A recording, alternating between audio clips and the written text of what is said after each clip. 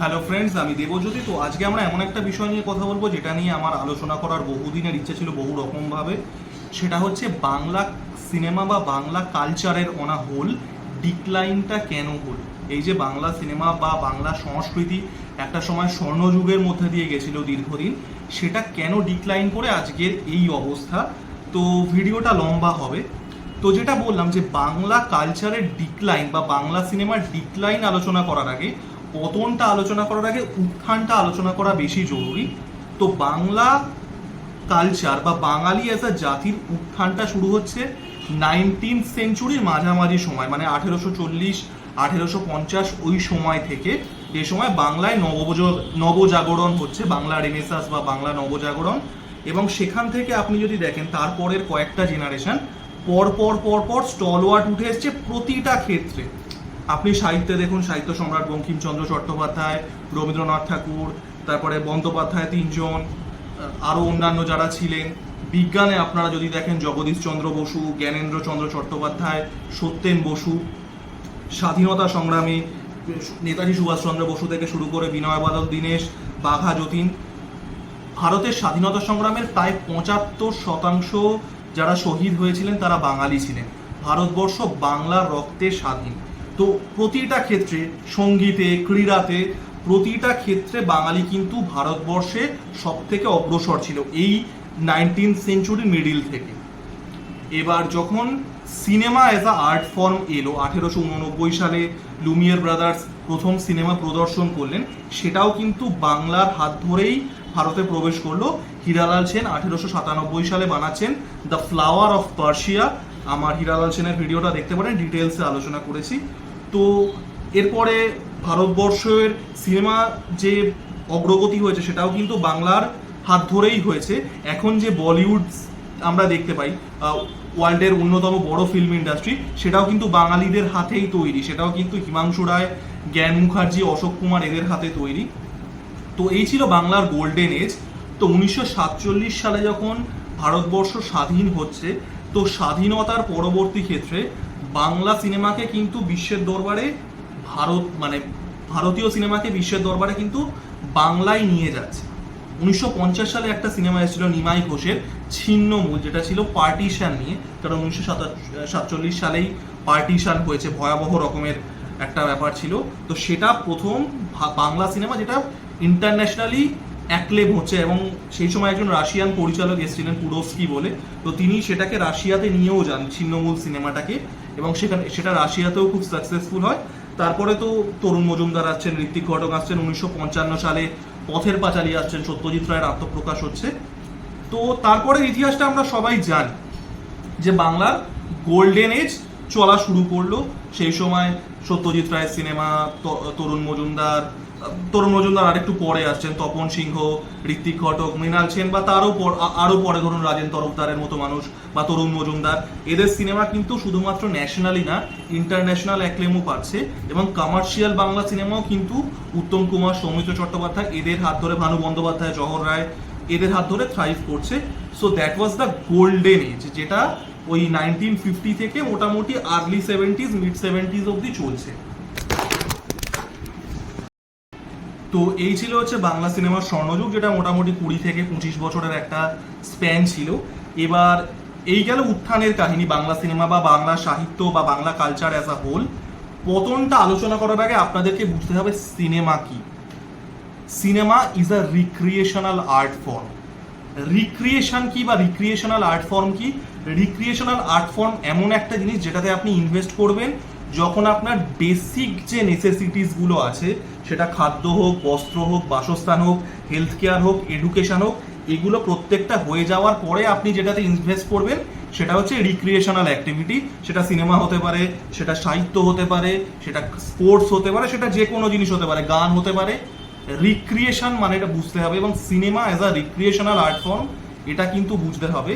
একটা সোসাইটি কোনো সময় ক্রাইসিস নিয়ে রিক্রিয়েশনাল থ্রাইভ করতে পারে না। যদি আপনার সোসাইটিতে ফান্ডামেন্টাল ক্রাইসিস থেকে থাকে, তাহলে কিন্তু আপনি রিক্রিয়েশনালি থ্রাইভ করতে পারবেন না। এই পয়েন্টটা খুব ভালো করে মাথায় ঢুকিয়ে নিন।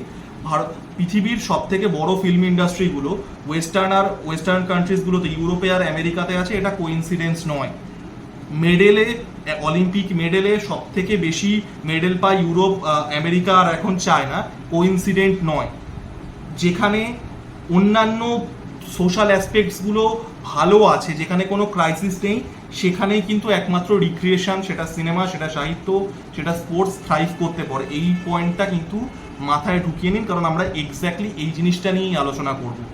বাংলা সাহিত্য বা বাংলা কালচারের বা বাংলা সিনেমার উত্থানও যেরকম একটা সামাজিক ফেনোমেনন ছিল, বাংলা সিনেমার পতনও কিন্তু সেই সামাজিক চেঞ্জের জন্যই হচ্ছে, ওই ক্রাইসিসটা। 1967-এ নকশাল আপরাইজিং শুরু হচ্ছে বাংলাতে। নকশাল আপরাইজিং সম্পর্কে আশা করি সবারই কম বেশি আইডিয়া আছে, যে এটা একটা প্রথমত একটা পিজেন্ট আপরাইজিং ছিল, এবং সেটা পরবর্তীকালে একটা ছাত্র বিক্ষোভ বা ছাত্র আন্দোলনের রূপ নেয়। নকশাল আপরাইজিং যতটা ভয়ঙ্কর ছিল, ততটাই ভয়ঙ্কর ছিল তার ক্র্যাকডাউন। এবং আমি দুটোকে একটাকেও সাপোর্ট করছি না, আমি দুটোকেই ইকুয়ালি কন্ডেম করি। আমি জাস্ট আপনাদের কি ঘটনা হয়েছিল বলছি। ঘটনাটা বলার আগে পরিস্থিতি কতটা ভয়ঙ্কর হয়েছিল এবং ওই পরিস্থিতিতে আদৌ কালচার থ্রাইভ করা যায় কিনা আপনারা নিজেরাই বিচার করতে পারবেন। আমি আপনাদেরকে একটা টার্ম বলছি, অশোক কুমার নাইট 1968। এই জিনিসটা গুগল করে দেখতে পারেন।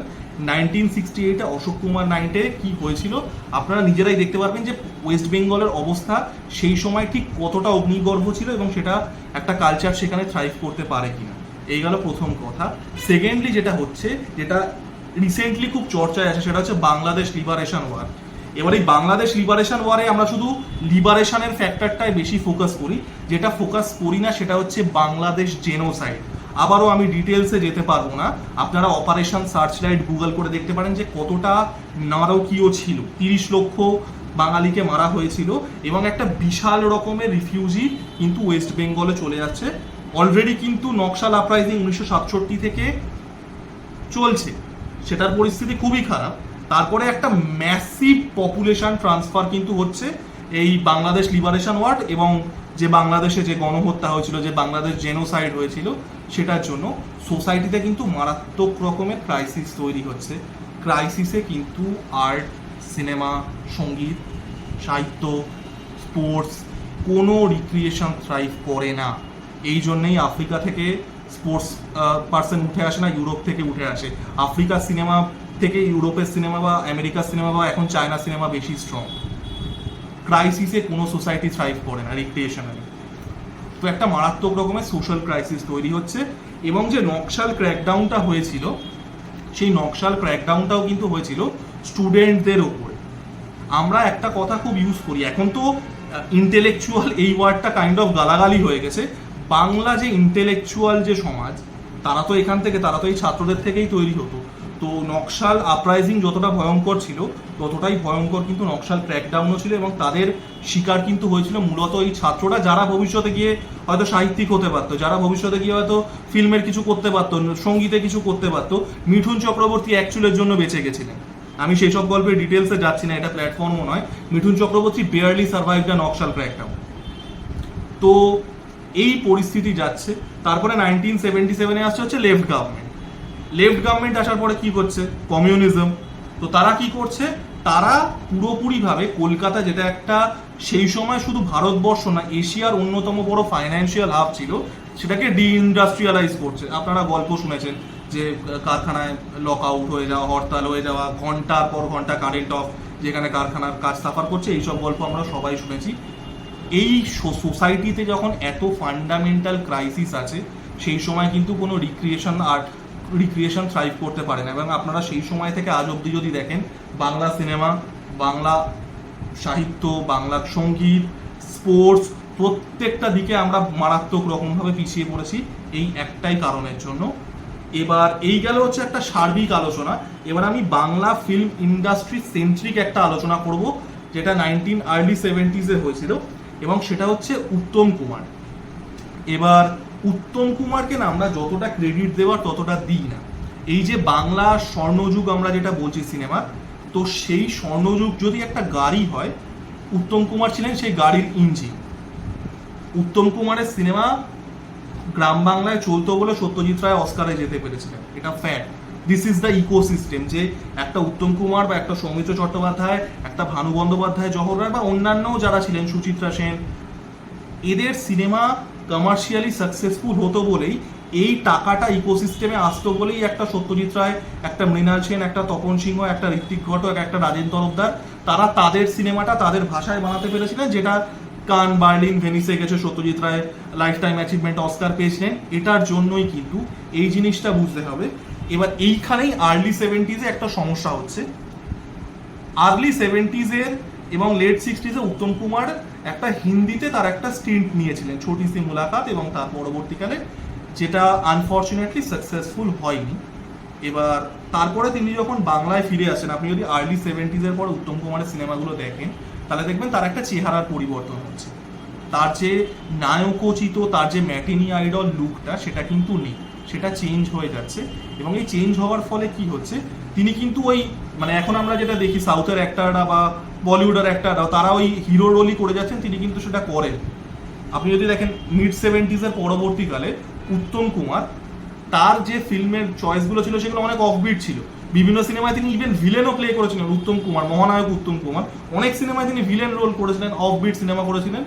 সেগুলোর কিন্তু বক্স অফিস সাকসেস সেটা রেপ্লিকেট করতে পারেনি। তার আগের যে সিনেমাগুলো ছিল, রোমান্টিক সিনেমাগুলো বিশেষ করে, সেই সিনেমাটা কিন্তু তার এই ফেজটা, এই আর্লি 70s অনওয়ার্ড, তার সাকসেস কিন্তু রেপ্লিকেট হয়নি। এবং এটা কিন্তু একটা বিশাল বড় কারণ তার পরবর্তীকালে উত্তম কুমার এবং টু অ্যান এক্সটেন্ট সৌমিত্র চট্টোপাধ্যায়ও, যদিও সৌমিত্র চট্টোপাধ্যায় কমার্শিয়ালি কোনোদিনই উত্তম কুমারের ওই লেভেলটায় যেতে পারেননি, তার পরবর্তীকালে যারা আসছেন, সেটা সমিত ভঞ্জ হোক, সেটা সন্তু মুখোপাধ্যায় হোক, সেটা দীপঙ্কর দে হোক, তারা যারা নায়ক হচ্ছেন, তারাও কিন্তু সেই কমার্শিয়াল সাকসেসটা রেপ্লিকেট করতে পারছেন না। এবং আমরা পিছিয়ে পড়া শুরু করলাম। এবার পিছিয়ে পড়া শুরু হলে যেটা সব থেকে বড় সমস্যাটা হয়, সেটা হচ্ছে টেকনোলজিক্যালি আমরা পিছিয়ে পড়ি। এটা সব থেকে ভালো উদাহরণ আপনি দেখবেন যে মিড 80s লেট 80s অব্দি বাংলা সিনেমা হয়েছে সাদা কালো। অনেক বাংলা সিনেমা লেট 80s সাদা কালো হয়েছে। আপনি তাপস পালের পুরোনো সিনেমা দেখবেন, আপনি প্রসেনজিৎ চট্টোপাধ্যায়ের বিভিন্ন পুরোনো সিনেমা তুলে দেখে নেবেন, সেগুলো কিন্তু সাদা কালো। লেট 60s আর্লি 70s পরে বলিউডে সাদা কালো সিনেমা তৈরিই হয়। তো টেকনোলজিক্যালি আমরা পিছিয়ে পড়া শুরু করলাম। সমাজে ক্রাইসিস আছে, সেই লেখক উঠে আসছে না, সেই কালচারাল সোর্সটা উঠে আসছে না। বাংলার গোল্ডেন এজে সব থেকে বেশি সিনেমা হতো সাহিত্য কেন্দ্রিক, সিনেমাকে বই বলা হতো। সিনেমাকে দেখবেন অনেক যারা বয়স্ক মানুষ আছেন, তারা দেখবেন সিনেমাকে এখনো বই বলেন। এটা কিন্তু ওইখান থেকেই আসছে যে বাংলা সিনেমা সাহিত্য কেন্দ্রিক হতো। বাংলা নাটক সেই সময় থ্রাইভ করছিল 50s 60s 70s। Shambhu Mitra বলুন, তৃপ্তি মিত্র বলুন, বাদল সরকার বলুন, সেখান থেকে সিনেমা হচ্ছে, সেখানকার রাইটাররা, সেখানকার শিল্পীরা সিনেমা করছেন। তো এইগুলো যখন বন্ধ হয়ে গেল, যদি ভালো সাহিত্য প্রডিউস না হয়, ভালো নাটক না হয়, অন্যান্য ক্ষেত্রে ভালো সঙ্গীত না হয়, সিনেমা এগুলোর প্রত্যেকটার একটা অ্যামালগামেশন, একটা সংমিশ্রণ, এগুলো যখন হচ্ছে না, সিনেমা কি করে হোক, তাই না? এবং তারপর থেকে যেটা হলো 80s পর থেকে গল্পটা আপনারা সবাই জানেন। 90s থেকে বাংলা সিনেমার দুটো ভাগ হয়ে গেল। একটা হচ্ছে ঋতুপর্ণ ঘোষ, অপর্ণা সেন, গৌতম ঘোষ, বুদ্ধদেব ভট্টাচার্যরা যে ধরনের সিনেমা বানানো শুরু করলেন, সেটা এক্সক্লুসিভলি পুরস্কারকে ফোকাস করে। তাদের ছবি হয়তো পুরস্কার এনেছে, বাট সাধারণ মানুষের সাথে তাদের কোনো কানেকশন নেই, তাকে বলা হলো আর্ট ফিল্ম। আর কমার্শিয়াল সিনেমা যেটা হয়ে গেল, সেটা পুরোপুরি হয়ে গেল একটা প্যারাসিটিক ইন্ডাস্ট্রি, কখনো বাংলাদেশি সিনেমার থেকে, কখনো হিন্দি সিনেমার থেকে, তারপরে একটা বহু বছরের স্প্যানে তামিল তেলেগু সিনেমার থেকে কপি করে করেই কিন্তু চলে গেল। এবার একটা সার্বিকভাবে যে কালচারটা একটা সময় স্বর্ণযুগে ছিল, সেটা কিন্তু নেমে। তো আবারও এটা কিন্তু একটা কালমিনেটিভ ব্যাপার। সিনেমা কিন্তু একটা অ্যামালগেমেশন অফ ডিফারেন্ট আর্ট ফর্মস। সঙ্গীত যদি আপনার ভালো না হয়, আপনার সাহিত্য ভালো না হয়, আপনার নাটক ভালো না হয়, আপনার কিন্তু সিনেমা হবে না, কারণ সিনেমা এগুলোরই সংমিশ্রণ। তো এখান থেকে একটা সার্বিকভাবে ডিক্লাইন হয়ে গেল। এবং তারপরে যেটা বললাম 1990s অনওয়ার্ড, আমরা প্রত্যেকেই গল্পটা জানি। তো এটা কিন্তু যেটা বললাম যে এটা মূলত একটা সামাজিক পরিবর্তন থেকে এই জিনিসগুলো হচ্ছে। এবং তারপরে যেটাকে বাটারফ্লাই এফেক্ট বলে, সেখান থেকে আমরা আজকে এখানে দাঁড়িয়ে আছি, যে যেখানে ভারতীয় সিনেমা, আমি ইন্টারন্যাশনাল সিনেমাও ছেড়ে দিচ্ছি, ভারতীয় সিনেমার যে বেঞ্চমার্ক, তার থেকেও বাংলা সিনেমা এত পিছনে। ভারতীয় সিনেমার যে বেঞ্চমার্ক, তার থেকে বাংলা সাহিত্য, বাংলা সঙ্গীত, স্পোর্টসে আমরা দেখুন কত পিছিয়ে। এইখানে আমরা অ্যাজ আ বাংলা কালচার দাঁড়িয়ে আছি। তো এই ছিল ভিডিওটা আজকের, খুব একটা খুব অপটিমিস্টিক ভিডিও একদমই নয়। তো যাই হোক, আমার এটা করা, এই আলোচনাটা করার অনেকদিন ইচ্ছে ছিল। আমার ভিডিওটা কেমন লাগলো জানাবেন, লাইক কমেন্ট এবং সাবস্ক্রাইব করে আমার পাশে থাকুন। ধন্যবাদ।